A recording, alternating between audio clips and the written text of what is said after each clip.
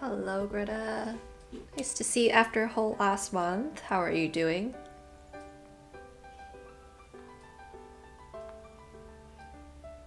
My week? It's been okay, not too bad. Surprisingly cooler than I would have expected for like basically almost into June, so it's kind of crazy. Art Mojo, yes! I feel like everyone starts getting their Art Mojo back during the summer when all the pretty colors come back out, so let's go! And then if we don't have too much to crit about today, we'll just spend the time doing mermaid stuff.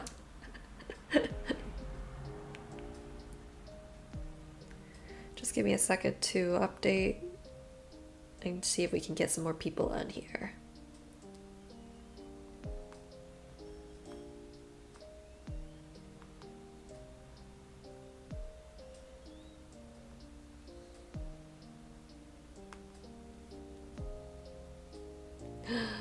Ooh, are you gonna do like a specific theme for your calendar?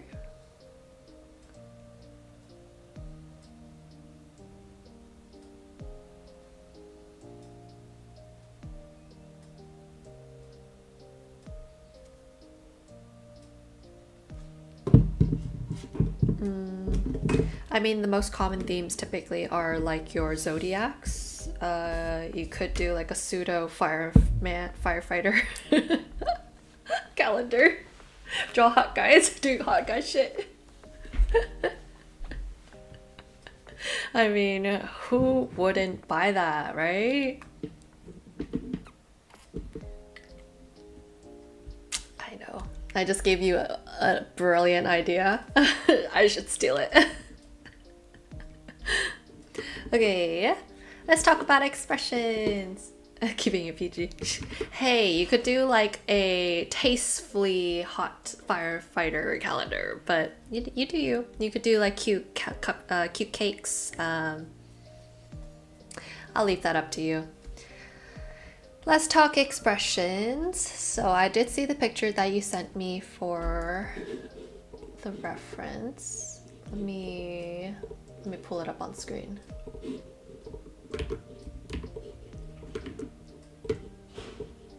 And you said you wanted to make her look more evil, so let's do a couple of little adjustments in order to make her look a little bit more devilish.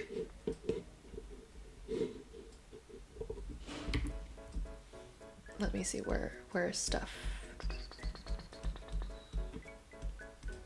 So not here. Not here. That's just line art. That's color. Okay, let me hide the color for now and then we'll focus on the line art first. Yes, I think you're getting a lot better with like the proportions and how your line art is working. We're just gonna make some small adjustments on how to make her character look a little bit more like sprite evil kind of thing. So some things that you'll notice in tropes for when character artists are designing their characters, evil characters tend to have that very pointed fox-like look. So we can do that a little bit for her. But we still do want to kind of keep in mind that she does have that weird low angle, so I won't adjust it too much. But we'll turn it up just a little bit.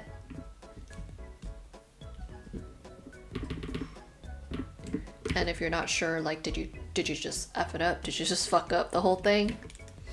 We can draw back our guidelines just in case to make sure that we have the eyes lined up, at least the corners of the eyes lined up. And I always like to use a different color when I'm doing my guidelines so I'm not confusing my actual line art with the guideline. Hello, Misu. Didn't think you were gonna join considering you have been working hard getting that citizenship. So just bringing up the inner corner of the eye so it kind of lines up there.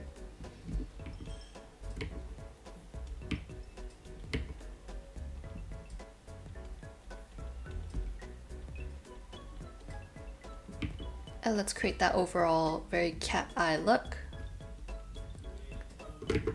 So do more of a diagonal, and you can do like crazy diagonal if you really, really wanted to, don't have to. And then just make sure that the eyebrows line up.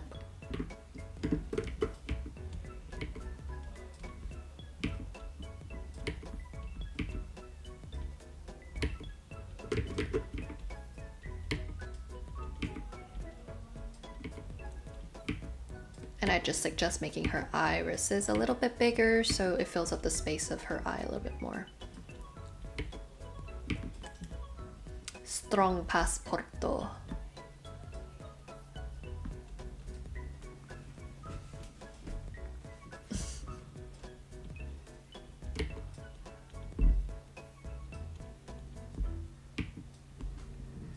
And then some things that we want to notice is you kind of want to exaggerate the smile a little bit more, especially if you want to make it look like she's smiling really, you know, very proudly. You don't want to make it so too realistic. That's a little too big.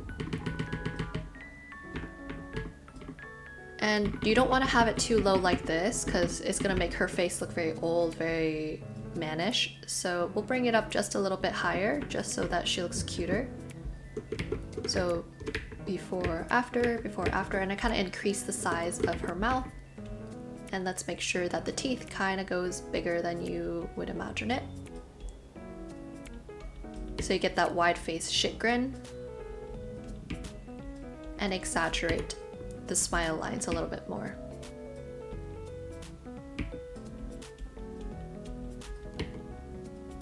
And let's go for a little bit more rounder shape on the top so it kind of really looks like she's smiling so big that her lips are wrapping around her teeth.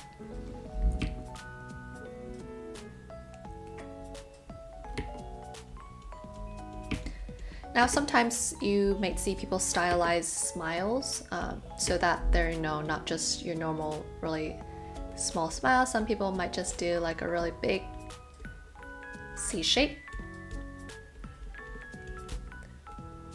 Or you might get the classic Pixar bean shape to get the very shit-faced grin kind of thing.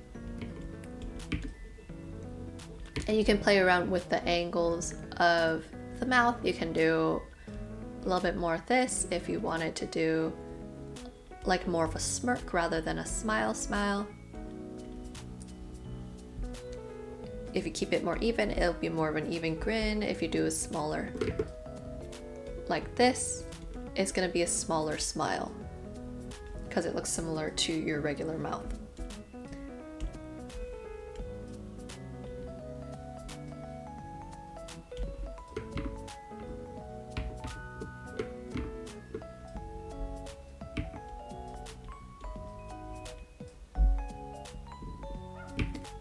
Let's just fix up the hand anatomy just a little bit. Typically this part overlaps on top of the wrist a little bit more. And then you can kind of just omit this side of the hand a little bit.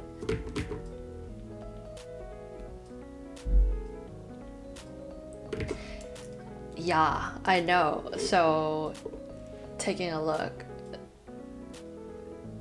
this hand right here, you'll see, okay, so there's gonna be a slight bend of the wrist, so we'll go ahead and kind of bend it over a little bit more.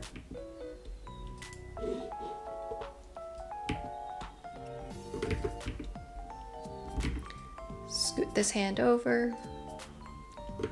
Shoot. And it's gonna create a little bit more cutie look.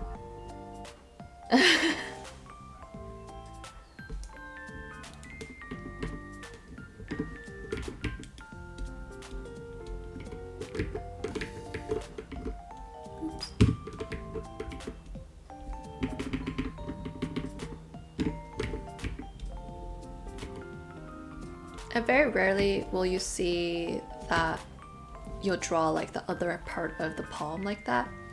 You'll typically just simplify it like that most time.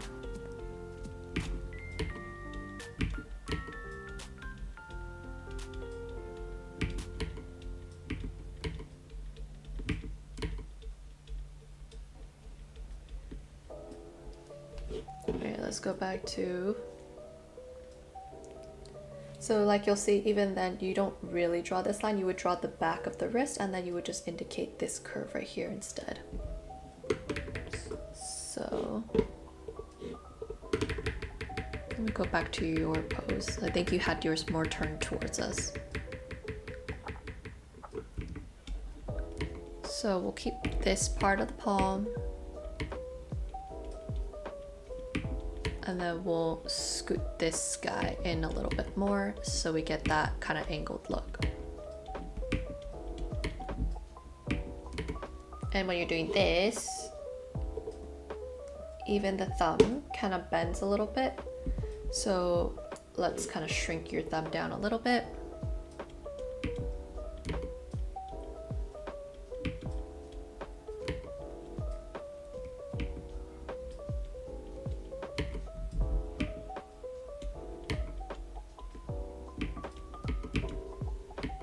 The forearm feels really hot, really long.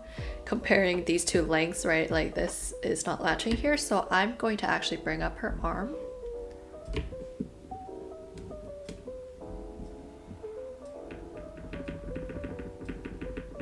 Damn, Japan's really cracking down on foreigners.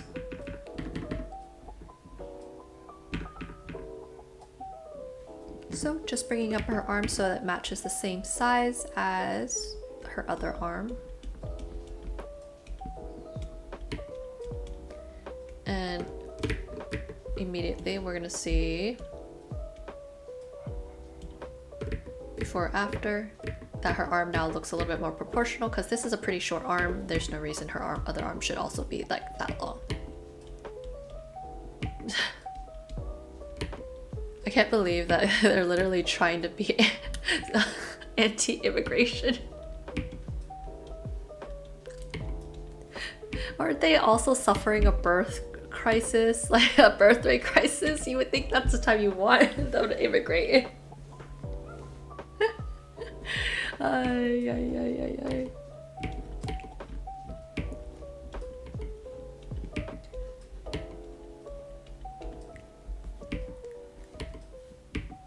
Okay, so we've kind of fixed it a little bit.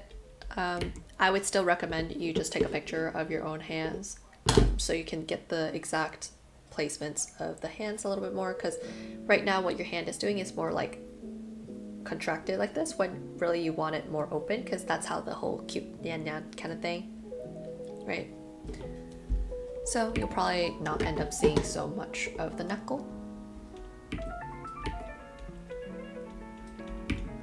And you'll probably have it more like here.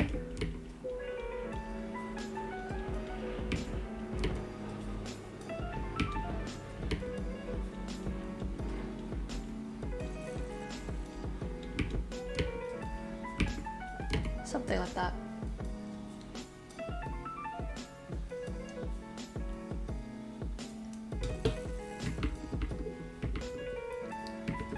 Now we'll just make some slight adjustments to the anatomy just so that it makes sense where her hip is going to connect. Look, bye. So if you see her leg, where's this? So we already been new.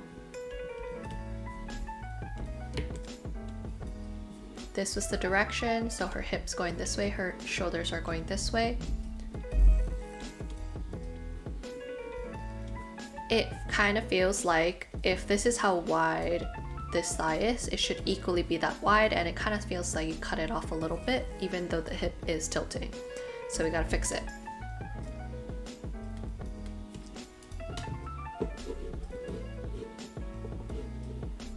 I know they're already increasing like foreigner fees next year, so this is gonna be kind of crazy for anyone who still hasn't gone to Japan.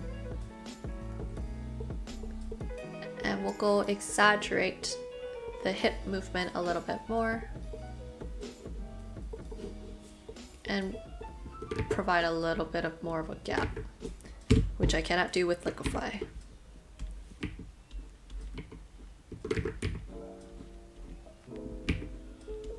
And that way you'll get that very exaggerated, oops, she is kind of, you know, doing the cutesy thing.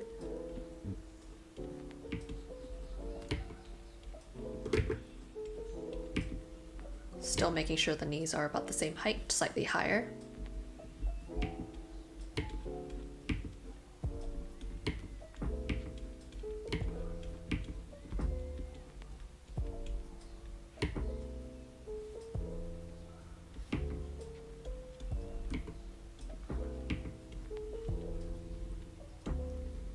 And also gonna fix the height of the ankle. So this is actually pretty low. You typically wouldn't see it.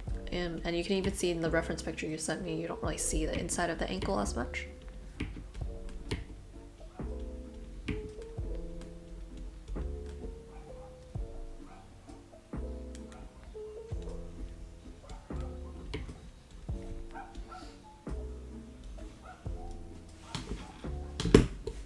And some other things to consider in terms of style. Your head is a little bit big for her body. That's why her kind of shoulders are feeling a little bit too short.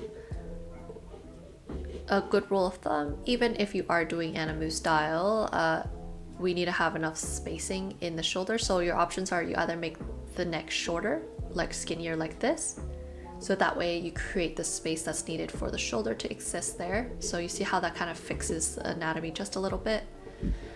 Your other option is you make her head smaller. I will try to not mess up the proportions.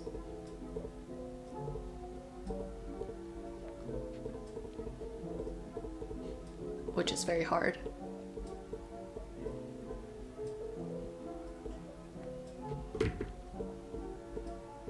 So that would be your second option. See how the smaller head's gonna make her body feel a little bit more proportional. So it's up to you if you want. You could do both if you wanted to really play up on the Animu feeling. Shiba babies. We're talking about Shiba babies. They don't exist unless there's pics as proof.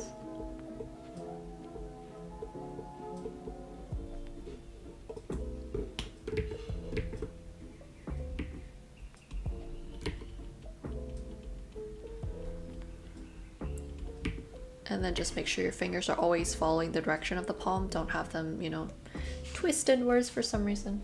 Yeah, it's a smaller head, so let's see, where did I? So before, after, the smaller head and the wider shoulder is gonna feel a lot more balanced. And then that would be pretty good for the proportions and everything. Let me just fix up the colors real quick.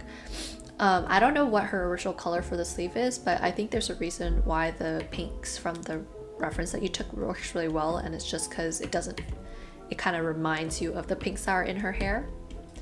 So I might even suggest you use the same pinks that you saw and deviate from the original character design of Miku, because I just feel like original Miku is so like monochrome tech anime kind of vibes, which is fine for if you like that style, but if you're trying to go for a very cutesy Tamagotchi vibe,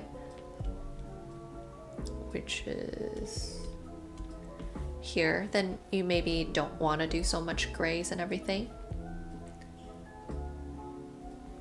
Yeah, it's just small cleanups. It's not like anything too crazy. I'm not like asking you to redraw everything, because I think you have a pretty good base. It's just going to require slight bits of touch-ups here and there to make it really pop out. The Tamagotchi, oh my god, you should have done more SFX. Where are like the little speech bubbles like say begging for food and stuff?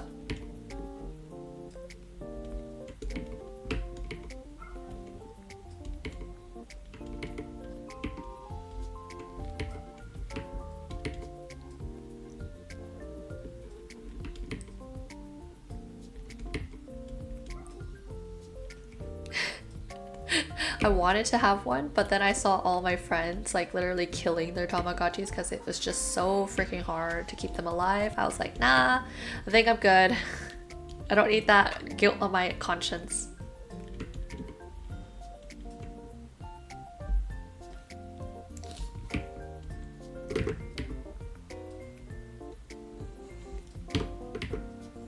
Oh my god, Neopets. Ah, so many throwbacks.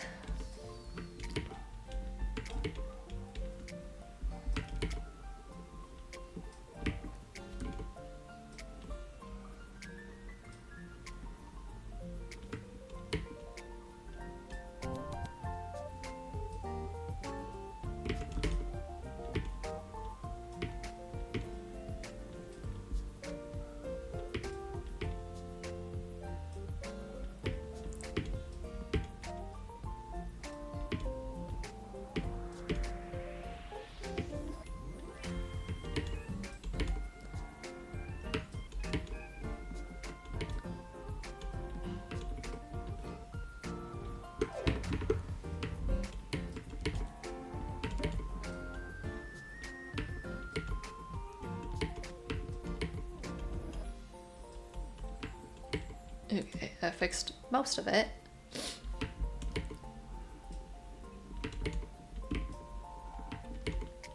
And then so let's just talk quick color choices that we might do is we might keep that kind of same purplish pinkish color.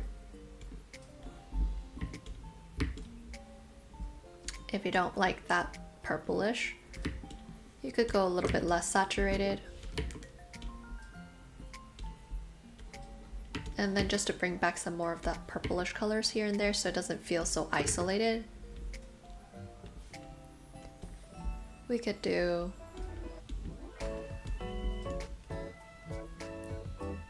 right, yeah, magenta and cyan are such a good color combo that it feels like a wasted opportunity if we're not using it, so you might as well.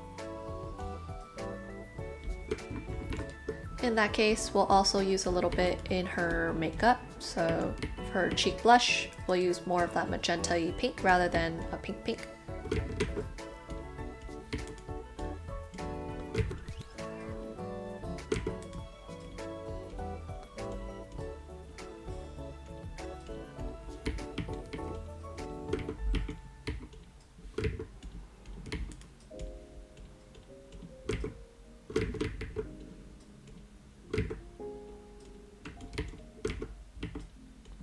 And that also means her shadows can lean a little bit more of that pinkish color rather than that peach. So we'll go up here a little bit more. So you get that nice, really cool magenta colors. And you don't have to do it everywhere. It can just be a slight bit here and there, especially in the cooler areas. So meaning the darker areas, you might have more of those magenta-y pinky colors for the shadow. And as I've always said, you don't want to have your colors be isolated. So for your shadows for your shirt, we want to lean towards our magenta. So let's push to your purple grayish colors.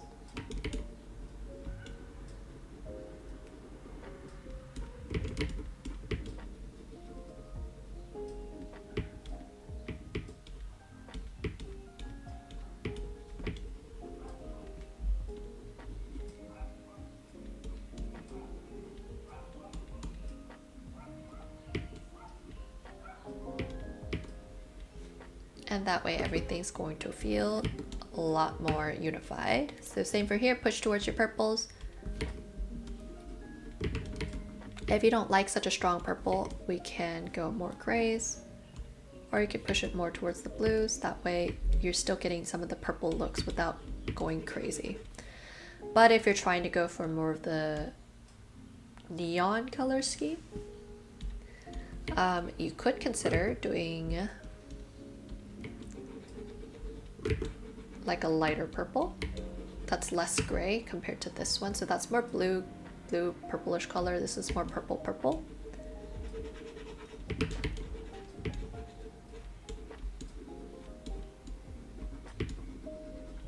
Just be sure not to use too much of it.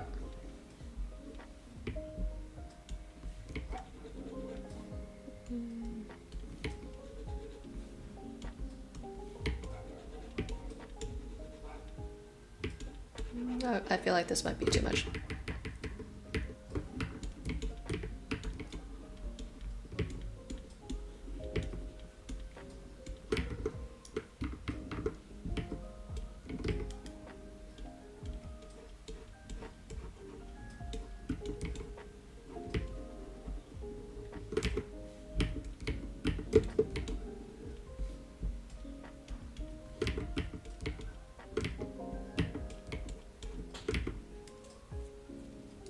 Handsome boy. Let's see this.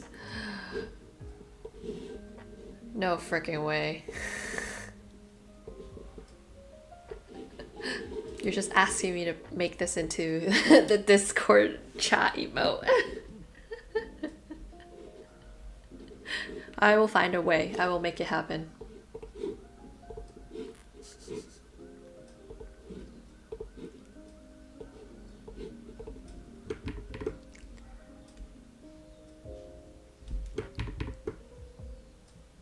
Okay, and then since you also have a little bit of some greens from this little side character that you have here, might be worth a look into adding some greens into your outfit also. So I don't know, maybe you could do some glowing effects on her boots or wherever, just to add some of that green that you have from here.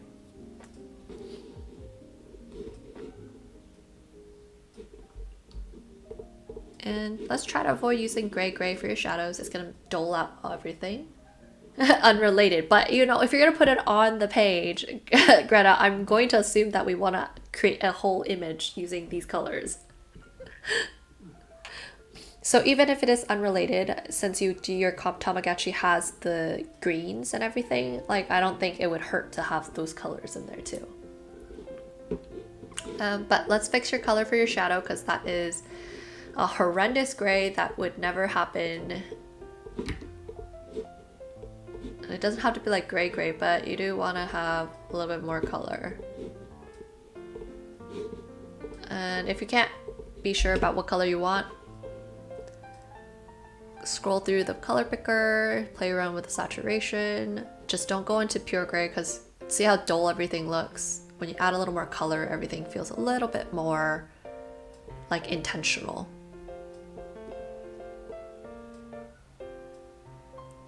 We could settle for this kind of purplish grayish color.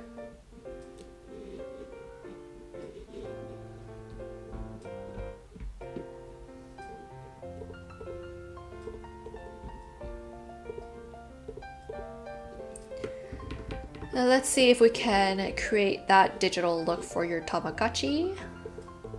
Where is it?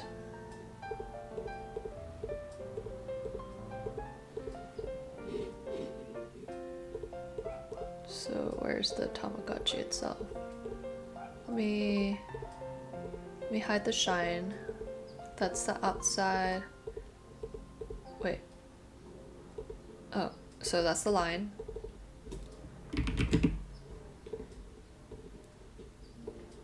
Right? Am I tripping? That's the line. That's the colors.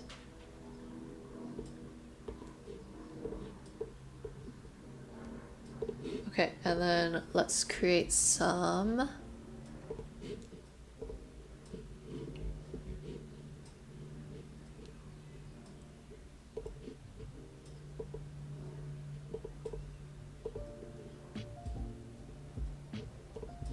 Wait, did I not merge the right things?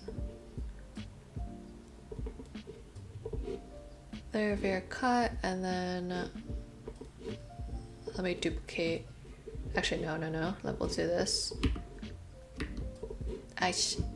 Okay, I got that, and then we'll go to look in our filter galleries, and then we'll do that little thing.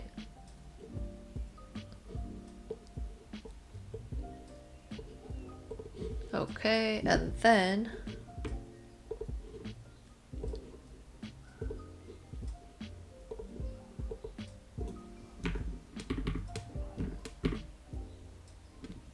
now we're going to make it mess around with the brightness of this stuff, so it's going to blend a little bit more naturally.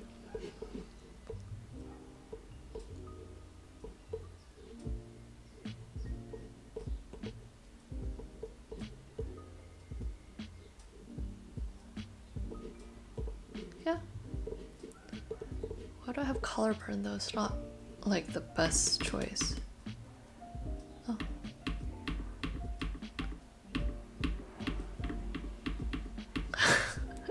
I mean, some of these filters are kind of interesting, but I don't think that's the effect you're looking for.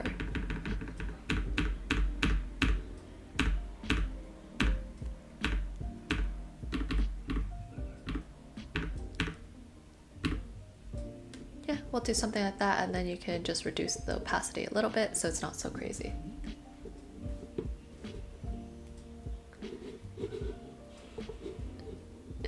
Heck yes, that created the vibe for you.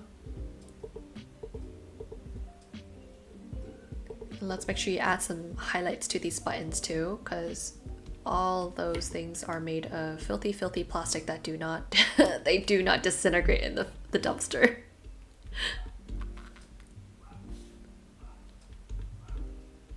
And that's going to help you create that 3D look too. make your Tamagotchi feel a little bit more 3D, we're going to add some line weight to this shit. So we're gonna make this edge a little bit fatter.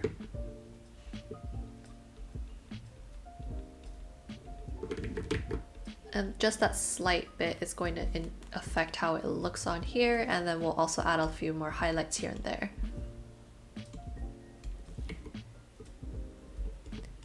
So along the edge of our Tamagotchi, we highlight that edge to make it look like, hey, this is kind of sticking out.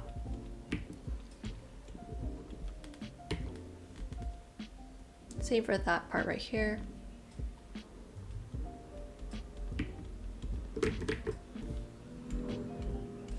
Oh damn, what do you have on there?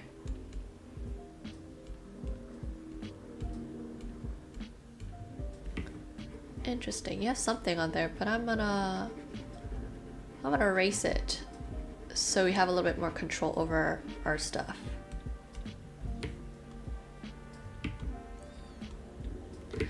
Oh, what the heck? What the helly? I can't tell what it is I'm erasing. Is that a shadow?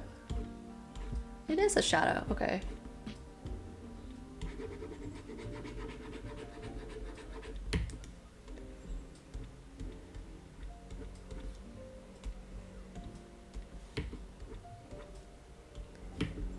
I'll change the color of that highlight so it's going to vibe better. I want it more warm. Here we go. And then we'll add back some shadows to this, wherever that shadow layer is, right here.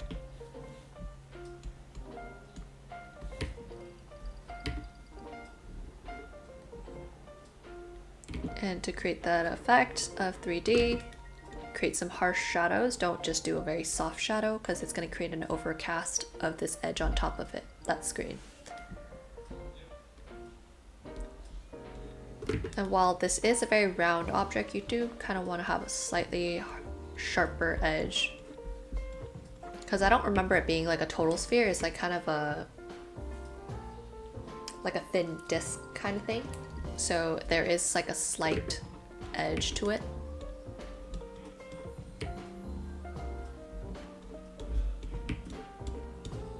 And then we'll also darken the shadow that's underneath the button specifically.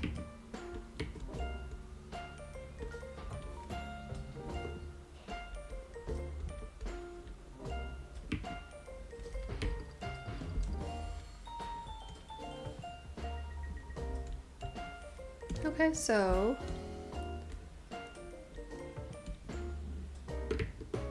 let's see. So before, after, you're gonna see it. Okay, wow, she looks a lot more like Tamagotchi shit. So this is your chance to do the little tiny little thing.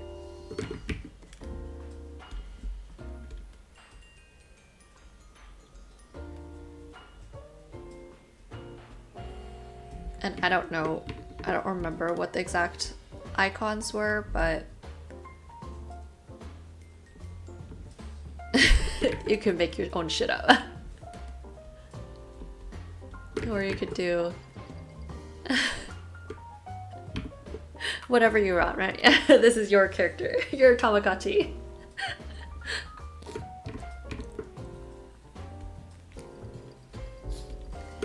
Okay, so looking back, before, after, just some slight adjustments. If you wanted to look even more evil, you could consider just making her eyebrows more downturned. So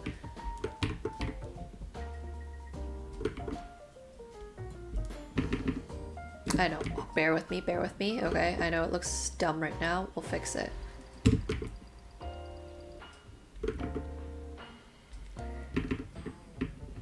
So it's gonna look like she's madder, and when it's gonna make her look evil. Where is color? I'm gonna just pretend I actually colored it. Yes, and so now she's gonna look like a little bit of a devil, so like the very cutesy trickster kind of character. Before, after, small changes with all the colors and just the expression. Yay! I hope you keep drawing more of these because it seems like it's really inspiring you, so you might as well, right? Different expressions of Miku. Let's head over to Misu's gesture drawings and poses. Okay, first things first, my recommendation when it comes to drawing the skeletons is you don't use the same color because you're gonna get lost in the sauce. I already, like, my eyes are swimming trying to figure out which line is which. So let's choose a different color. You can choose whatever color you want as long as it's not as dark as black. So if it helps you, you can do 2 different colors. Just so you don't get confused by your figures. If you're colorblind, choose a color that you can see.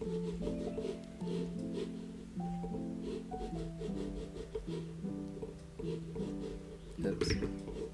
Okay, so 2 different colors. But let's jump in and start talking with your gesture drawings, the ones who are very loosely gesture blind. I think you're doing pretty well for most of the gestures. It seems like you're capturing the posing of the motion better and like the overall proportions. I'm not so concerned about like you getting the anatomically stuff right. Like that's stuff that's... What happened to my mouse?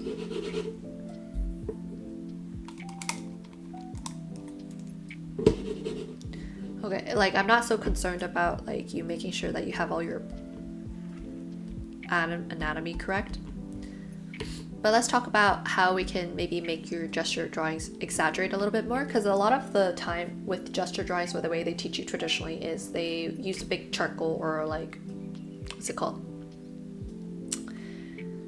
Vine stick. So it's like a softer version of charcoal where they just tell you, okay, I give you like 15 seconds for you to draw this pose, and you're supposed to just try to draw out the motion of it. So the purpose of a gesture drawing is to kind of practice how you see a gesture, the overall flow of the motion, the expression of the motion, rather than the original, anatomy. So where is your first one? Broken back. What a name.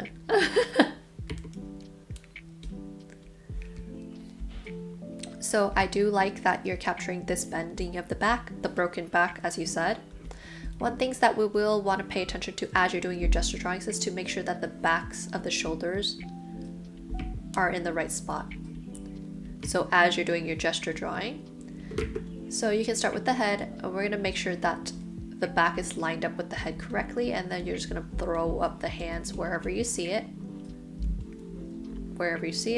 And we're going to figure out, okay, where does the other head go? Where does the other arm go? And the broken back, does the back continue towards the leg? And if so, we're going to simplify it as one single line. Obviously, this is not technically one single smooth curve, but we're going to simplify it as such to make it read as a single motion.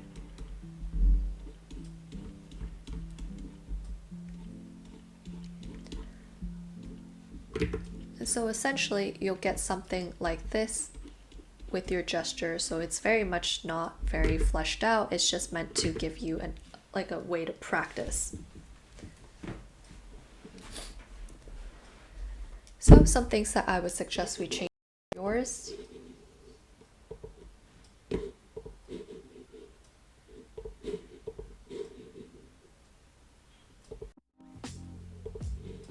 Some things I would do if you change yours is just to make sure that the back is in the right spot and angled the right way. This is fine. We don't have to care about the hands. You can just keep it as little balls of fury like that. Balls of fury is good enough. You'll just want to make sure, okay, if I'm looking at her total torso, we can see an imaginary curve connecting all the way through. So when I am doing my gesture drawing, I just want to make sure this is one continuous line, and then this line can be wherever it needs to be, and you're gonna exaggerate the curves wherever you see them. So yes, I don't really care about whether the heads are in the right proportion. you can just do a big blob for all I care, right? Take a look at your other proportions. You didn't have to draw Meowth, but I guess more proportion poses for you to practice, right?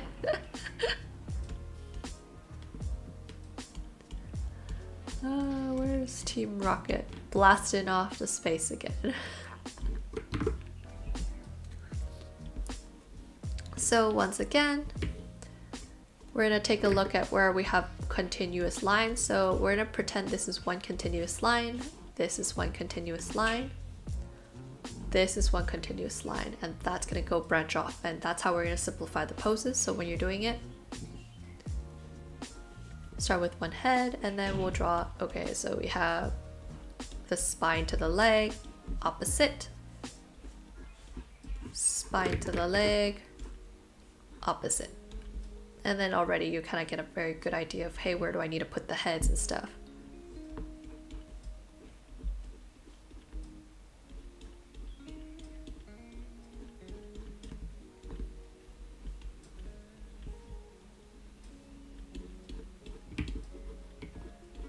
And if you really hate having to draw, you know, like you're feeling the stress of having to draw the actual proportions, feel free to just give me some straight sticks, right? Give me some sticks and give me just some general rib cages. And that way you're gonna already get, okay, so it's looking like the pose, it's the gesture you're getting, you're gonna relax your hand and kind of change the way you're seeing things instead of trying to exactly capture it. So just to change your pose over here, we'll go ahead and make sure that the arm is less, it's a little bit more exaggerated, so don't feel like, oh, I have to make it super straight. Same for the arm, you don't have to feel like you have to make it super perfect. Just give us curves.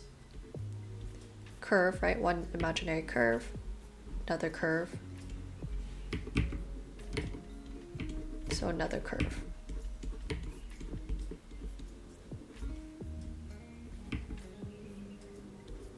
And this curve continues from here, and this other curve pushes the opposite direction. And then after you're done, you can obviously, you know, erase lines that you don't like.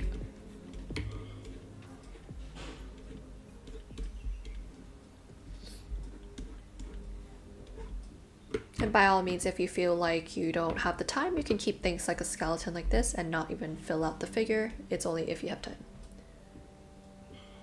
So when I think of gesture drawing, I'm thinking of we're using it to kind of capture just the skeleton like pose of it. So I'm not so concerned about the anatomy of the gesture. I'm concerned about, yeah, so like stickman is fine, but you want to try to see if can you find any continuous lines, right? So let me erase this. So when you're looking at a pose, obviously there is your very accurate, like, hey, this arm connects to the rib cage. And yes, you can work with the boxes, but there's a limitation to boxes. I think that gesture drawing will help you kind of break past. It's just because when you're working with boxes, you're thinking very like, oh, it has to be, you know, according to this. But a lot of times when you're trying to draw faster or you're trying to draw things from memory, you have to learn to simplify things, right? So the purpose of gesture drawings is we're going to try to see, can I simplify a limb into one single curve? Lowering the music.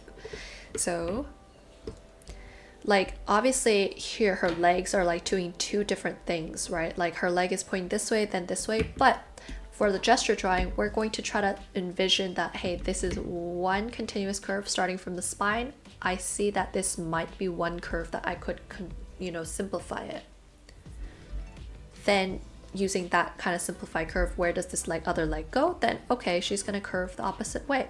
Now if you're just doing really anatomically correct poses, then you're going to see that her leg is a lot straighter than if when I'm doing gesture drawing, we're going to kind of exaggerate the curve to just give us the feeling that her leg is kicking out and it's pushing past that zone, right?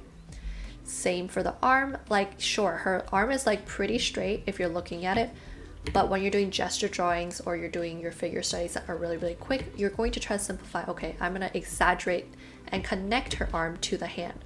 And the hand's kind of pointing down, so we're going to imagine, okay, maybe it's going to curve down and out, as if you're opening up the body. You're opening up the body, so you might exaggerate some of those limbs a little bit, and that's going to create more of that feeling like, oh, the figure is a little bit more in motion, more loose, more relaxed. And by doing this, you can kind of, run through a lot of different poses really, really quick, and you're going to start to learn to see how can you, do the fine line between, okay, I have to do an anatomically correct, but also I want to be able to capture how a motion can feel in motion on paper. Because when you're drawing, a figure on paper, you're capturing one particular snapshot of a pose. But people, when we're looking at people in real life, they're not going to be like always in that specific pose. We tend to be moving a little bit, even if, like minusculely. So that's why it can kind of feel a little bit disjointed when you do such a stiff, like, oh, it has to be capturing to one thing. Like there is merit to having really good anatomical proportions. But I think it's just knowing how to split your time between studying, okay, I have to actually know my anatomy, but I also have to learn to let go and be a little bit more loose. Now, you don't have to, your style doesn't have to be like loosey-goosey, right? But there's just some good things about practicing the loosey-goosey that's going to bleed into your realistic anatomy that's going to help a little bit more. So when I first started drawing figures, I think I was like very, very stiff. And so a lot of times when you're very stiff, you kind of pinpoint into like box yourself into some small zone, like, oh, I focus on this tiny area when I'm drawing my figures. And it's gonna make you take a lot longer, right? Because you're focusing on small details when you need to be focusing on big stuff first. And so same idea with like his leg, right? Like I'm imagining one single curve for the leg. Obviously the spine is not doing that. The spine is like, separating straighter than the leg. But for gesture poses, you're going to go pretty loosely, right? And you're just going to try to keep your pen moving or your pencil moving in order for you to kind of feel out the pose. So this is the part of drawing where it's very, very non-mathematical. So you just have to kind of learn to feel the drawing, feel the pose, rather than having, okay, I'm going to measure out, this is 1/3 of this, and this is exactly where, like compared to the shoulder, the leg is placed here, which can help with your figuring out where to place things, but it's going to not be able, you're not going to be able to kind of create the emotional part of art. You know what I mean? So I think you did a really good job right here where you're kind of simplifying the arm. Obviously there's like, muscles and like a lot more detail in the arm. But by simplifying it's kind of like, okay, this is a curve. You're kind of embracing, you're kind of creating the curviness that a hug needs to be. You're wrapping around, right? So that's the point of the pose. So our point of drawing this pose is to communicate, okay, we're wrapping two arms around each other. So our arm should always have some sort of curviness.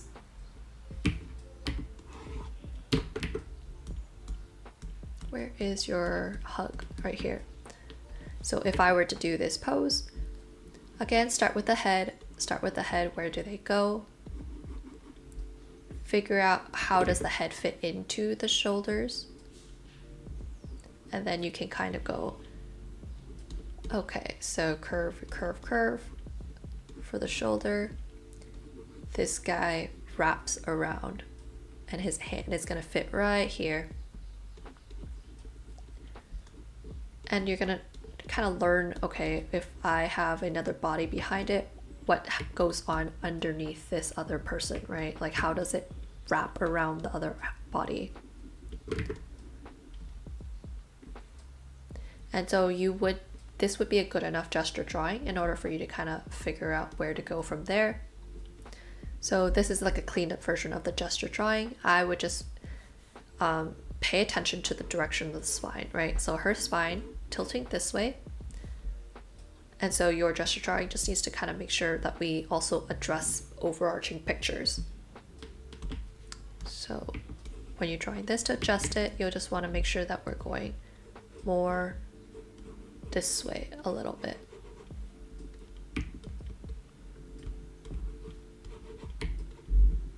So that you get two different directions, and that will, you know, create that kind of harmony that you need for drawing.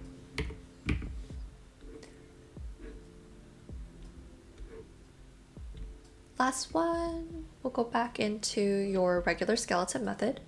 The one that you'll, it's a little bit more intuitive because we're actually talking about proportions and stuff.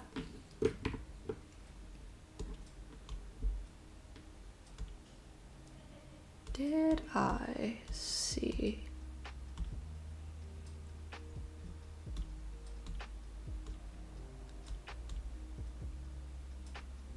Yeah. So like this is totally fine as like a gesture drawing. Only things that I would do is like exaggerate even more of the curves by the end of the leg, the curve.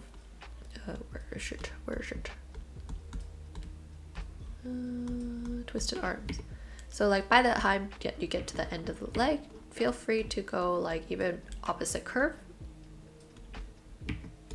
And same for this leg, we'll go opposite curve. So S shapes, a lot of S shapes and curve C shapes when it comes to gesture drawings.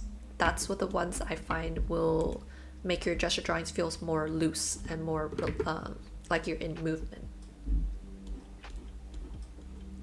So by the time you get to the knee, we're gonna go opposite direction and then opposite direction again. And that's going to mimic the shape of the leg. That's naturally gonna happen. Same for here. By the time you get to the knee, we'll curve the opposite direction. See how that's gonna change the leg, right? And then let's go on to the skeletons.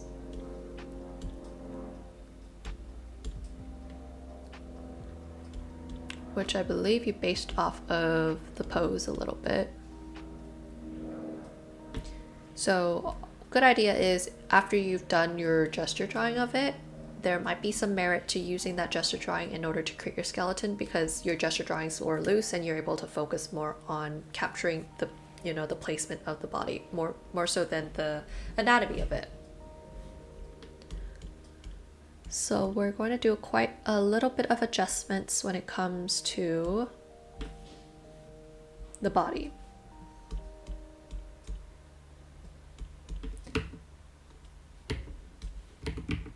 So when you're drawing it, we're going to always draw the rib cage.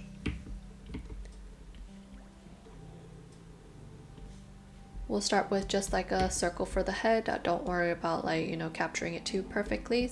I'm missing your rib cage, right? Like your lack of rib cage makes me feel like we're gonna run into trouble very, very fast, because this rib cage is gonna help you figure out where that side of the body is gonna go. And if it helps, let's find where that spine is connecting to the rest of the body. So this line that I'm drawing is the center of your spine, but also that line of action. Which, if you remember in our video, the line of action is like the overarching direction that the pose is going. So all the other features, you're gonna look at where it falls on this quote unquote line of action.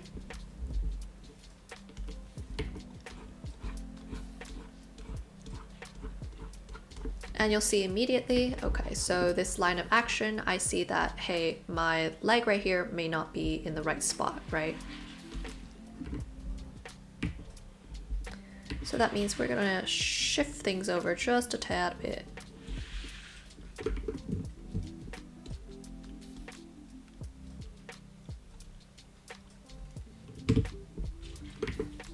Right, I rotate the hip so that the leg is a little bit closer to that action line. Am I trying on the wrong thing?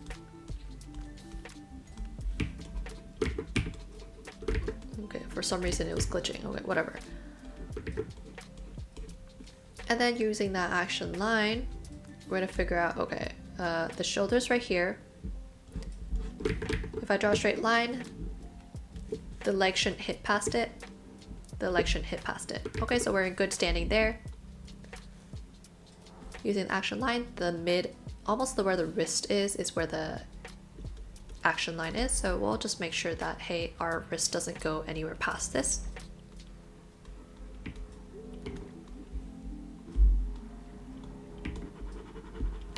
Same idea for our other figure.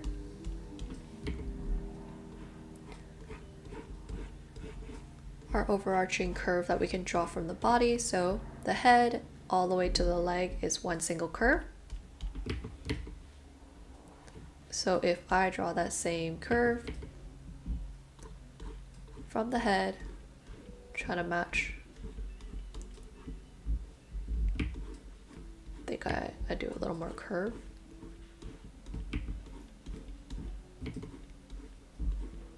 If it's hard for you to draw this curve again, you can always, of course, do a copy. That was pretty close. So that would be her curve.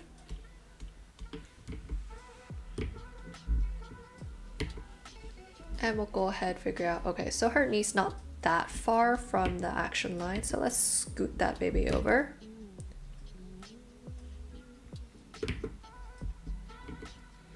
Her leg is pretty accurate to where the action line is, but let's make sure that knee hits right there, and then it's going to go behind the action line just a little bit.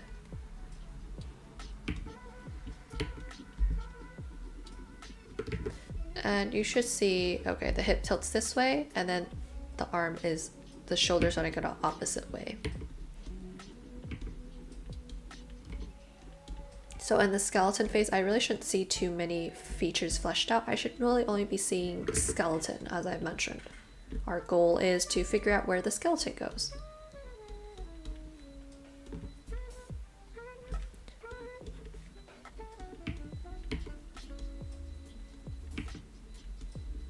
And so this part of the methodical measuring is something that you might like a little bit more, Misu, but something that's very, very important.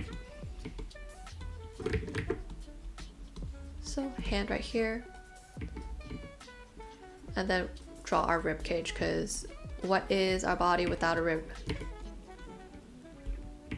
Yes, like this is the methodical nature that you like.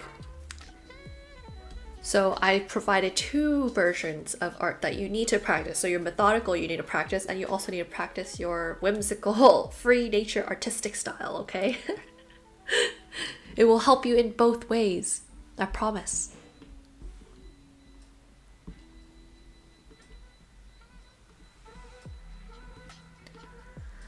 Okay, so getting rid of that. I'm gonna erase the faces because we shouldn't really care about faces at this point in the skeleton.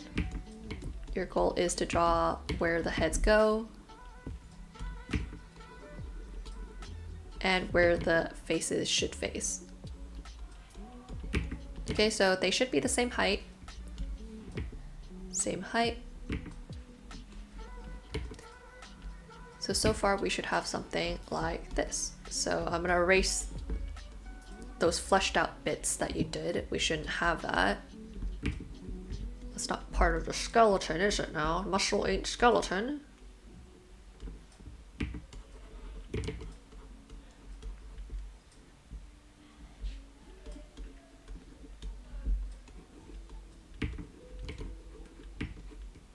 Okay, so skeleton. This is all that should be done for a skeleton, okay? I shouldn't ski fleshed out shit.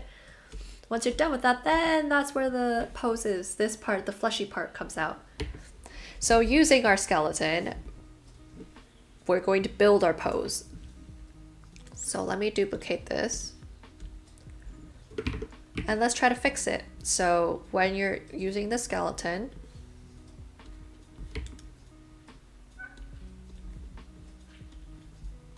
this is where your knowledge of anatomy comes in. So wherever the shoulder bone comes in is where we're gonna place the shoulders, right? And you're going to take a look at the picture. Okay, so does our... Oh, I put this in the wrong layer.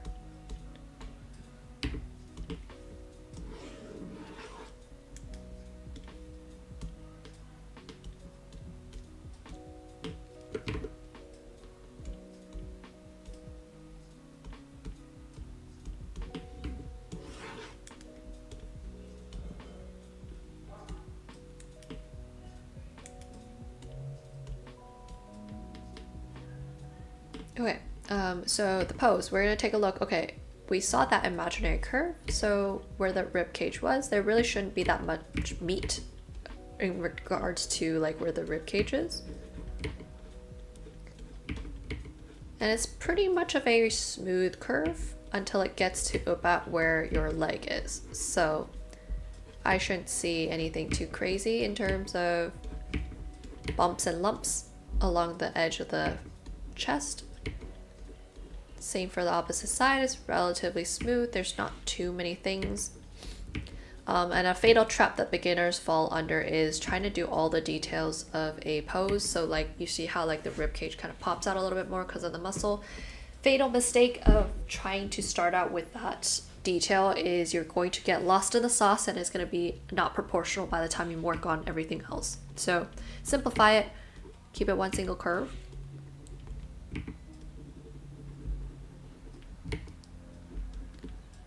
Okay, and then because this leg is pretty much in the front, and again, simplify for now. Then you can come back and do more muscles later.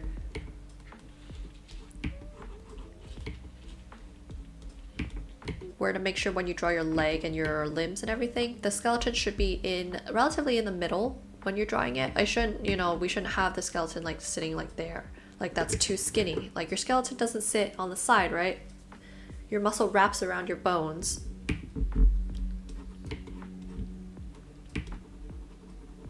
I know, muscles are a whole different thing. You have to practice them in chunks. So if you want to study upper body muscles, study that. If you want to study lower body muscles, study that. You want to study the face muscles, you study that. Because they all have, I would suggest starting out with like the upper body first and then move on to the legs, then the face muscles, and then the back, because back muscles are a beast of its own. It's pretty hard to remember or learn how the muscles should look.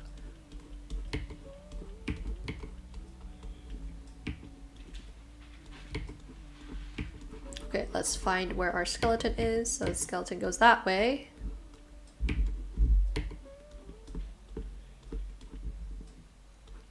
Goes that way.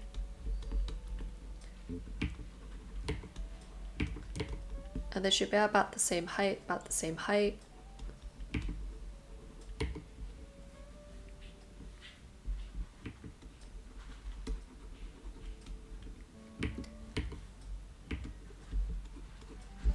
Okay, and then for the arm, you can simplify it again. We won't worry so much about the muscles just yet. We just know, hey, this has to be a slight curve with a slight bend where the elbow is. And because the point of this study is not hands, but the pose, you can keep it pretty simple for the hands. You can just do like a mitt like this if you want. You could just do sausage fingers, doesn't matter to me.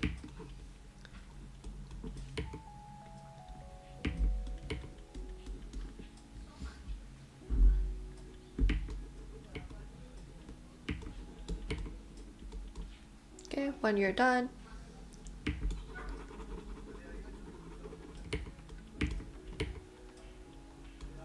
using that head that we placed in there, you can keep it pretty simple. We won't have to do too much detail.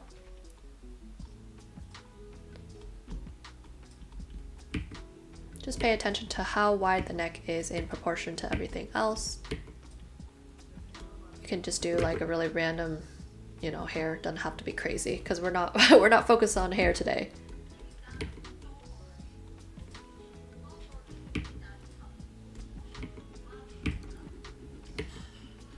So same thing over here. Elbow actually goes closer.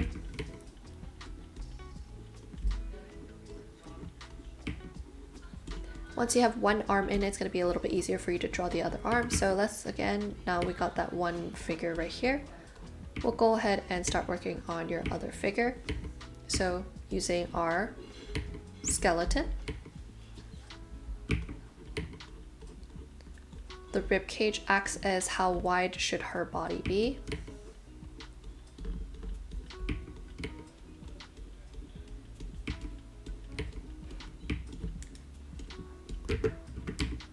this leg over. Oops. Why is it not letting me? Scoot that leg over.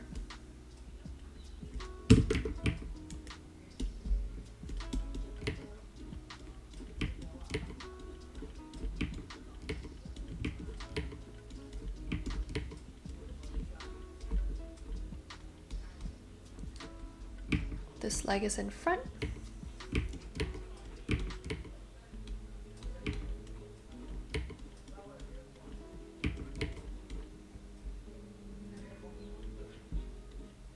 And then let's continue the leg here, making sure, okay, this is where her knee is. So behind the knee, where it, right here in that little bend is where we start getting that calf muscle, so we should start curving.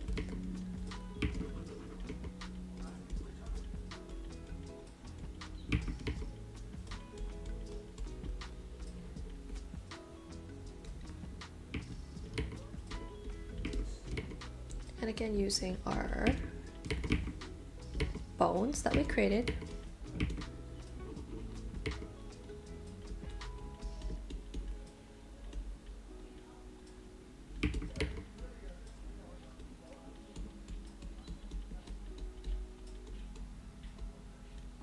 Keep it simple, don't draw actual eyes. You're gonna go crazy trying to do everything, because our focus today is not face, it is poses. So ignore everything else.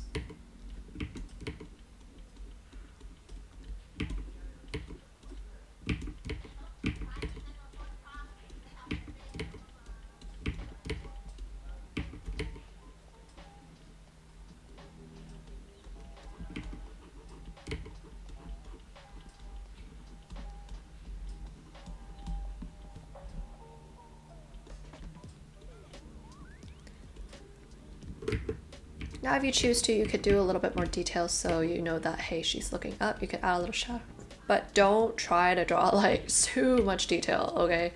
I wouldn't even bother drawing the outfits unless you really feel like you captured the pose properly, because otherwise you're gonna get lost. You're like, oh, I want to like just jump into drawing the outfits, right? When the pose is not good enough. So before, after. Let me erase some lines.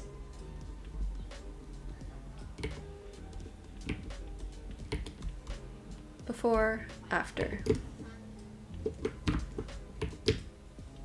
You'll see that, okay, now everything feels like it's he's actually leaning on this leg, right? Leaning on this leg.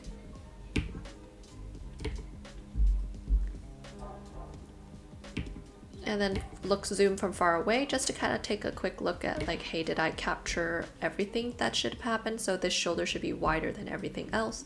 If I feel like it's not wide enough, then obviously let's readjust and scoot things over.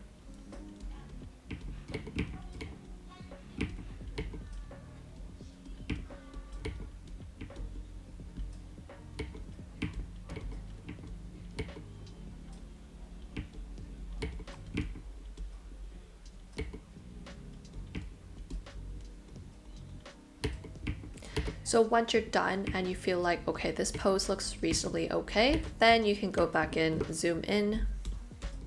Oops.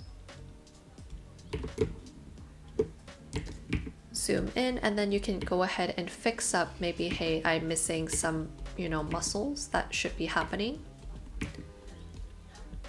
So like his triceps.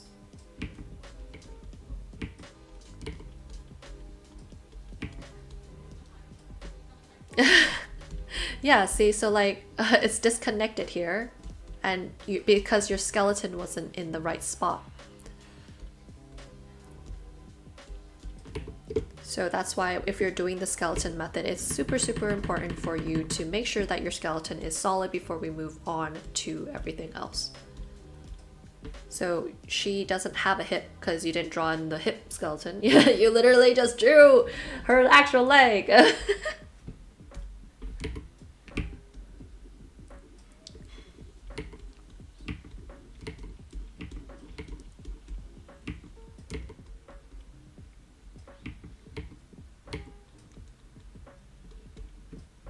Okay, and then, you know, he has some muscles in his ribs, so I'll go ahead and add back some of those.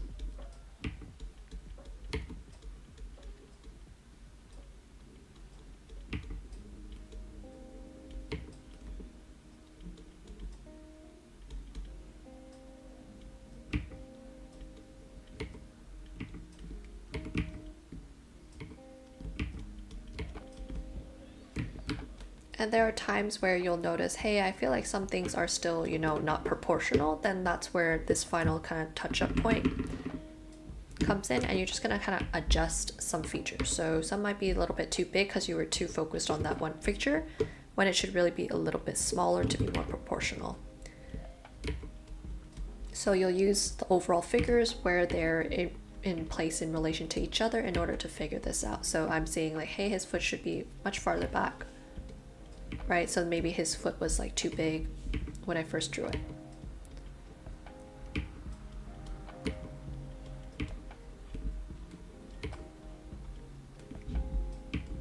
And let's bring back her muscle because she's a ballerina. They got pop in femur, quads.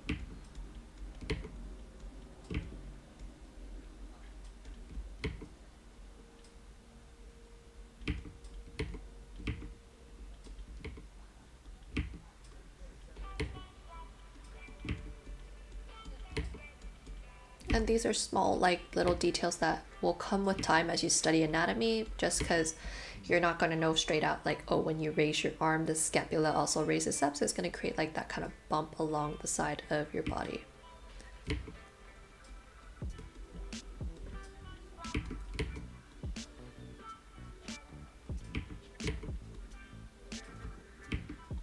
She's like heckin' skinny too, so that's why you kind of see everything.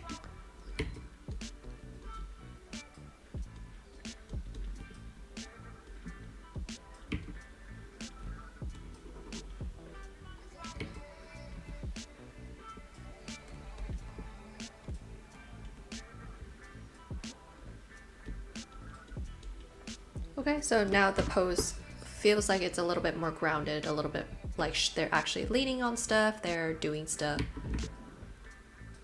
If I feel like, hey, it doesn't feel like she has enough space for her arm to actually be there, then maybe we'll just need to readjust the pose just a tiny bit. You don't want to do too many crazy drastic things, otherwise you'll ruin the whole thing.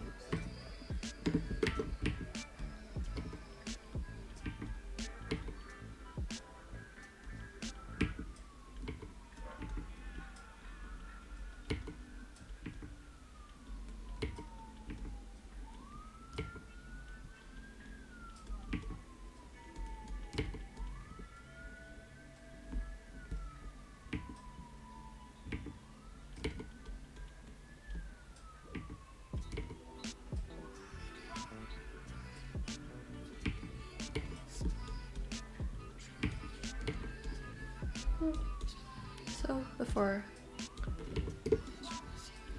after, just slight bits of adjustment that can be fixed if you use a proper skeleton.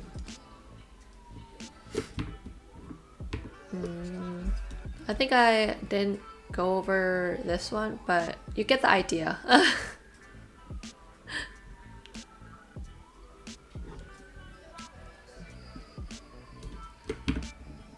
Hopefully that helps. I know I did a huge rant about gesture drawings.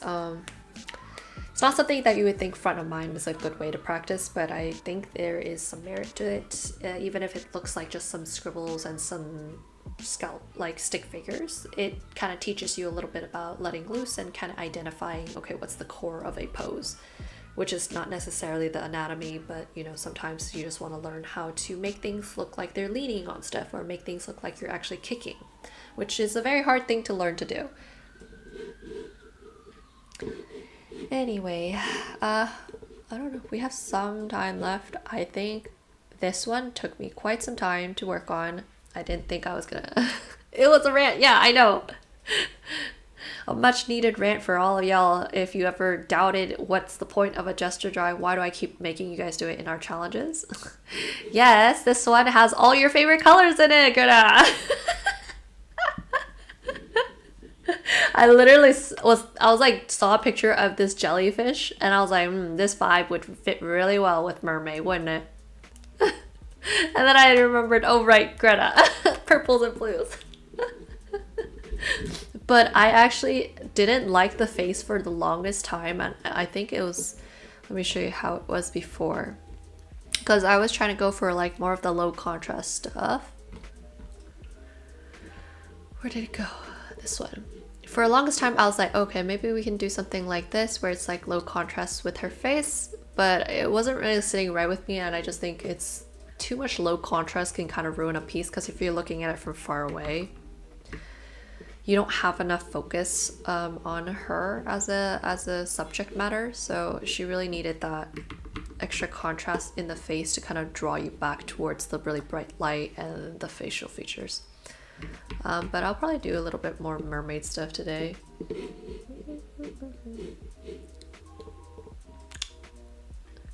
For a hot second, I was like putting her hand over here, but it kind of didn't really feel right just because her shoulder is sitting down here.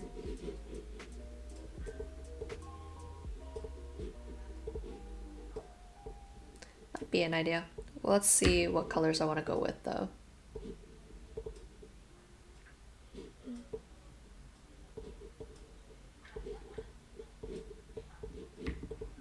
Oops.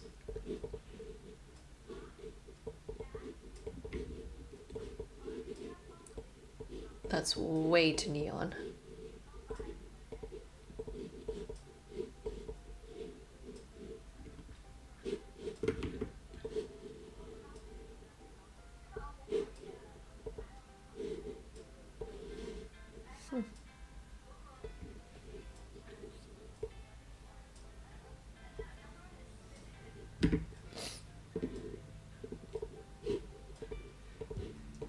Alright, let's adjust the color of the line art because it's too opposite. And you know me, my favorite combo is pink and green.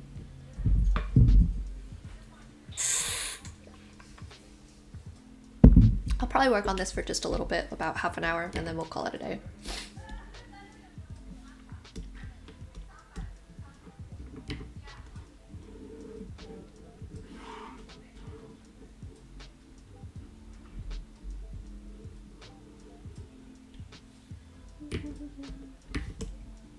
No, oof.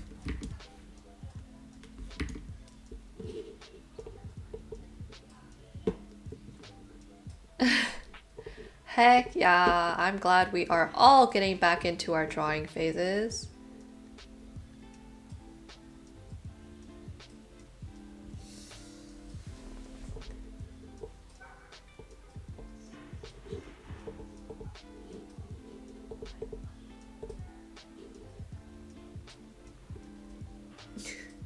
You know, as you get older, you gotta lose time to do stuff you like, which is quite unfortunate.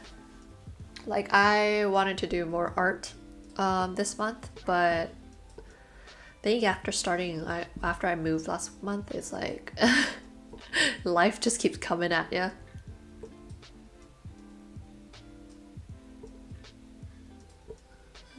This might be a cool color scheme. Yeah, so that whole month, like all of April basically was a gonzo because I did not have the energy to draw while I was like just figuring out how to set up stuff and like changing addresses and everything. So annoying.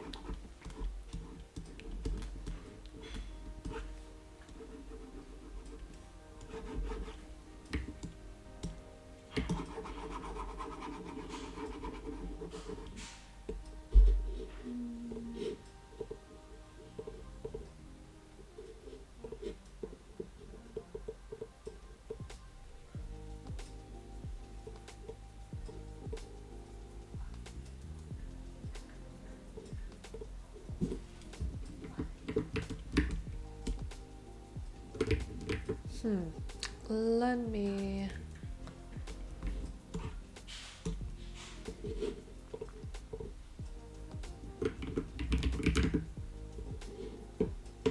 I need some green inspo. Green, green, green, green. Green and pinks.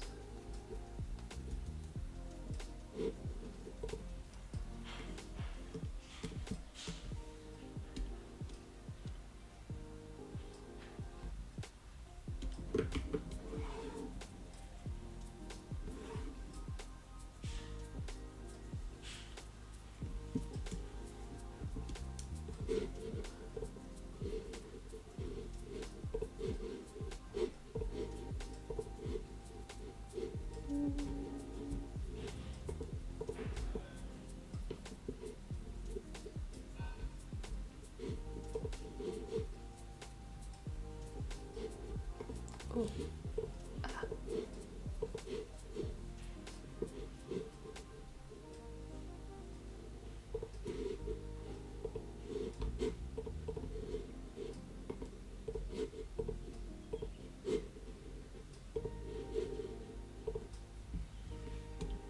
Oh wait, let's move everything darker. You know me and my contrast. I can never stay away from it.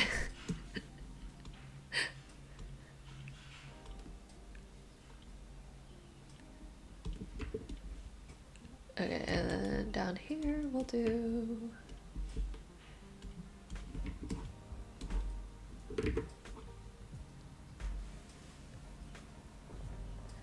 Hey, if that's what makes you want to draw, do it, Misu.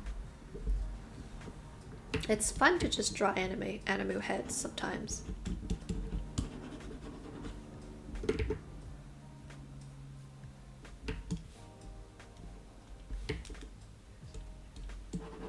Oops, that's too bright.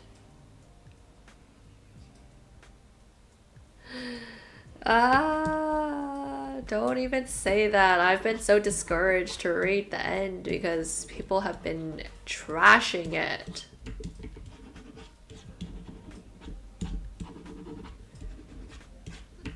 Find a new manga to fall in love with, Misu. Like, there has to be something. Like, I refuse to believe there's nothing that can't capture your obsession as Chainsaw Man.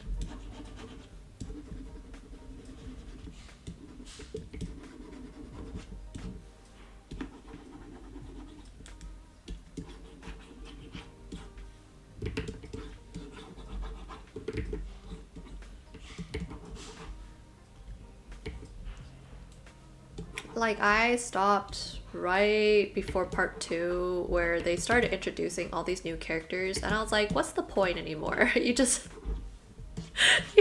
Y'all just really just did that. Like, why would I keep reading? Just read the latest 2 chapters? Oh, damn it.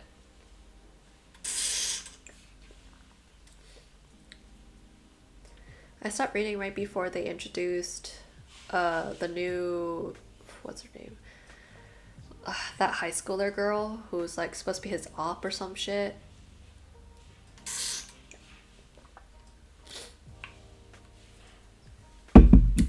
I feel like it would be a good time for you to read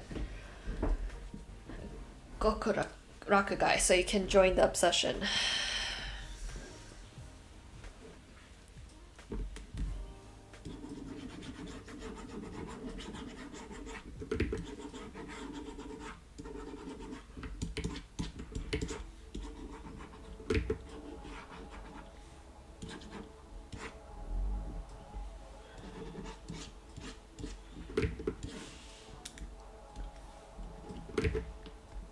Oops.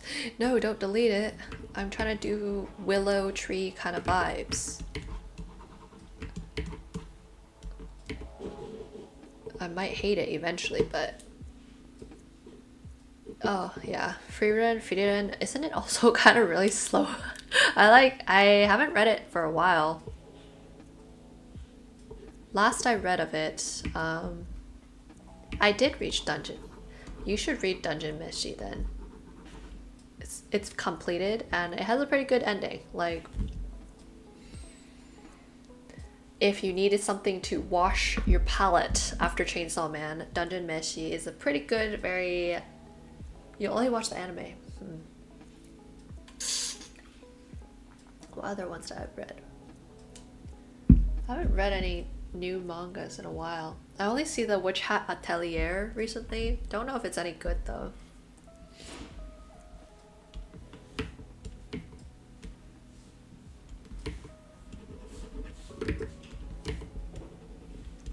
Anyone in the chat want to tell me if it's any good?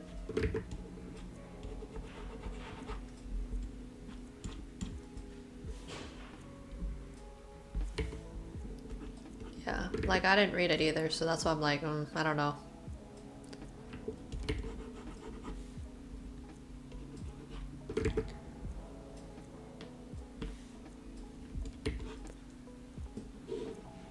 Yeah, the art's pretty solid too, so if you need some more motivation to read it, it would be a good chance. I think it caps out at like chapter like 90 something or 100. It's not like it's super long manga either. Oops. Willow tree, willow tree.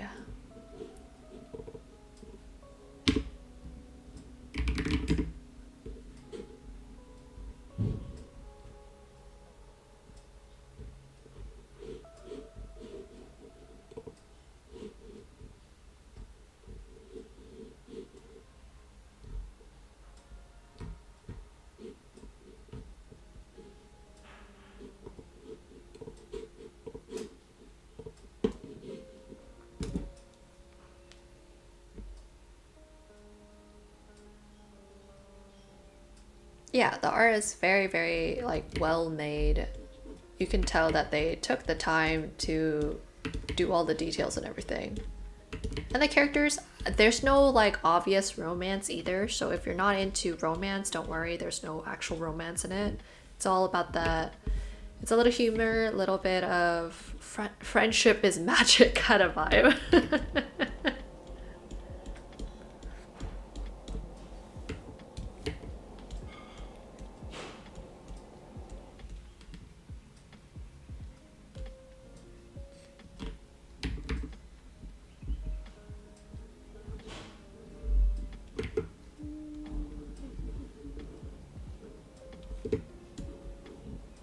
Gotta make these pink.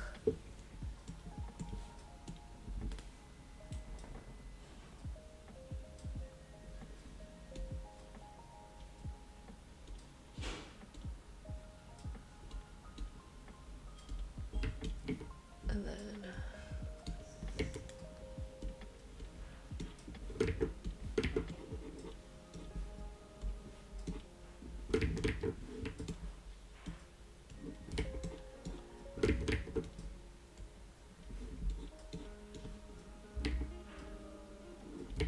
oh, wait, we're just feeling things out right here. We're not committing to any colors just yet. I think this is literally how I worked when I was doing the jellyfish painting. I just went on vibes of the lighting.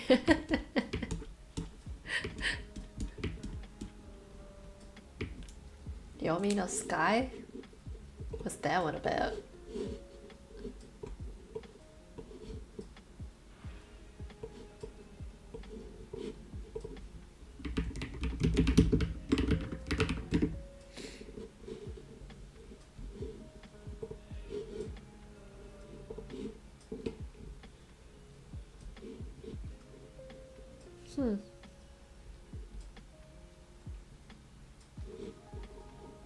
When did this end?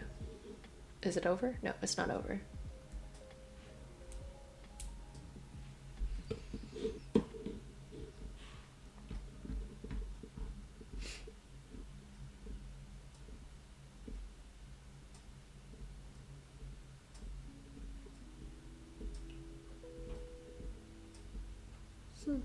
Well, if you're looking for some more shonen shit, for Korean manhwa wise, Korean manga, Solo Leveling is always a good option. It's finished, the art is sick as shit, it's pretty good development.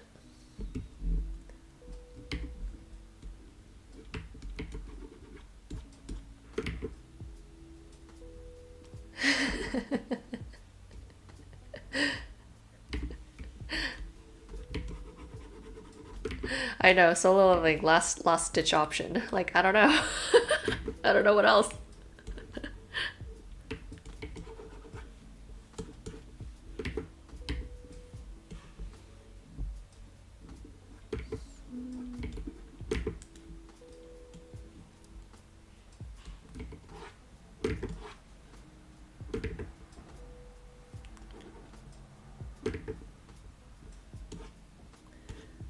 I have not. That's what I was asking. I was like, who has any idea about which atelier? Did Misu read it or watch it? Any idea what it's about? I feel like it's like one of those like Frieden kind of thing, where it's like very slice of life.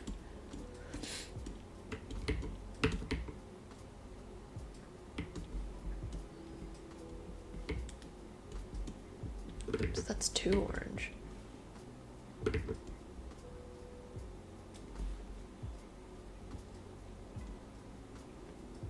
A little bit of action.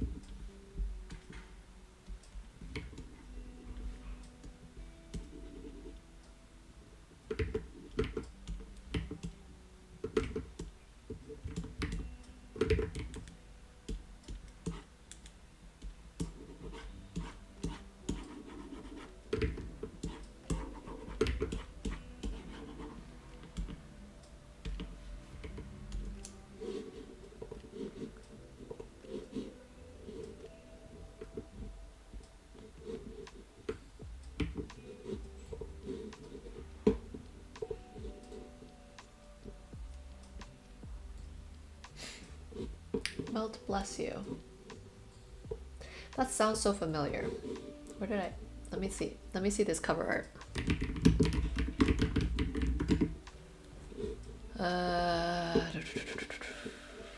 Oh, this one. Yeah, I tried reading it, didn't get past it.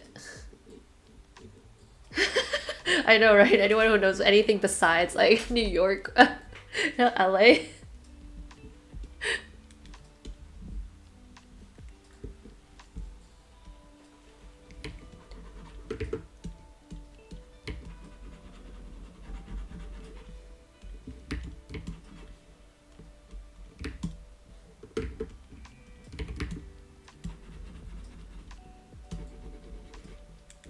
I wonder if that's too dark. Might be too dark.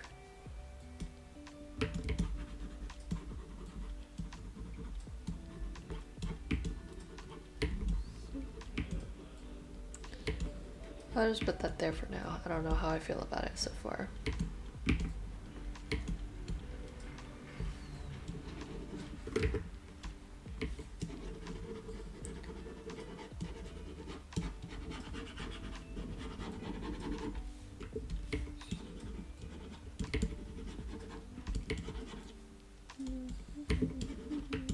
Let's try to change the color ups a little bit more.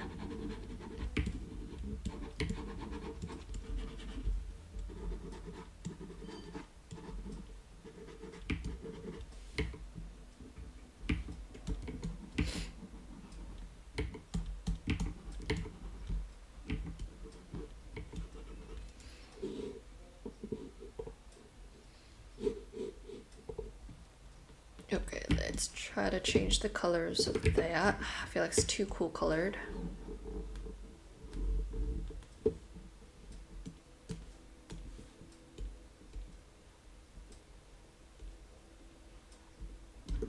Bitter.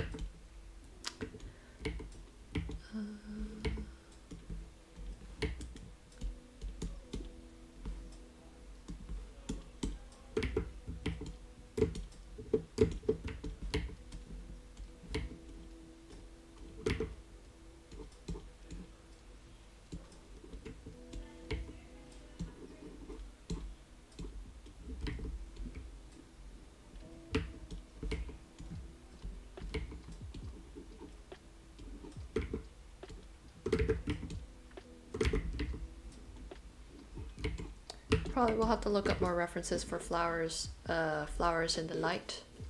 So far this is the one I'm looking at.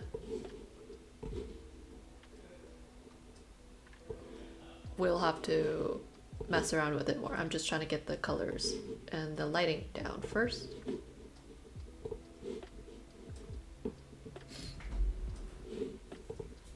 I don't know if that is a cherry blossom, is it? This one? I don't know if that is a cherry blossom. I feel like cherry blossoms look more like that, don't they? But then again, I'm not Japanese, nor do I have any cherry blossoms near me.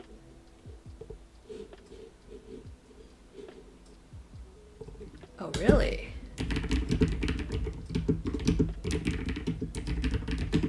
No way. I didn't know they had that breed. Huh. They are. It's a cherry tree, so it's not cherry blossom. Cherry blossom. It's like a cherry tree blossom. That is a good thing to know. What do you know? New Jersey girl knows her flowers.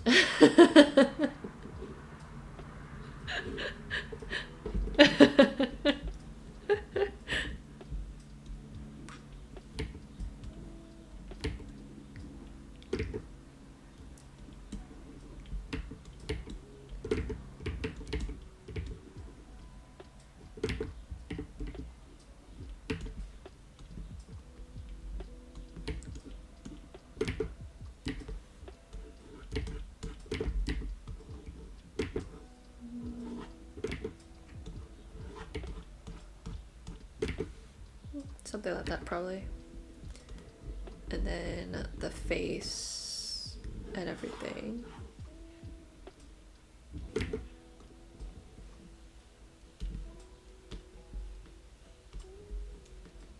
Okay, so she looks too similar to the background. We gotta do some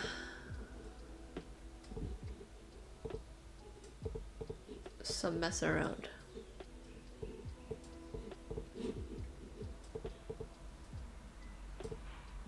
Okay, and then make it brighter.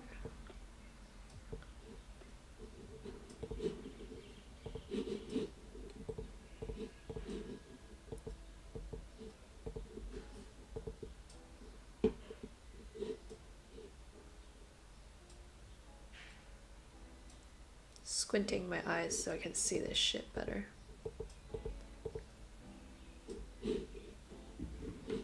I feel like now she's too saturated, so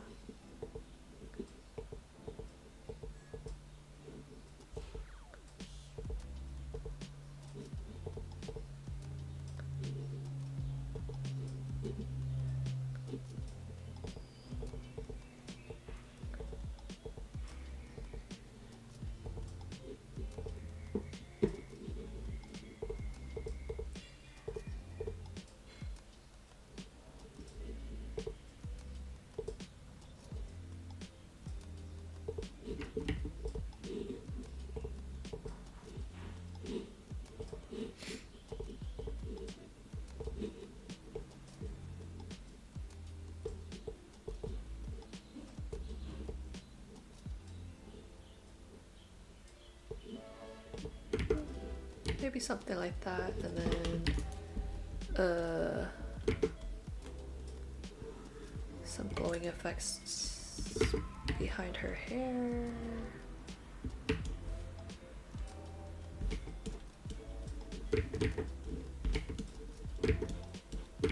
So I'll keep her hair more green, and then her body is more yellowish.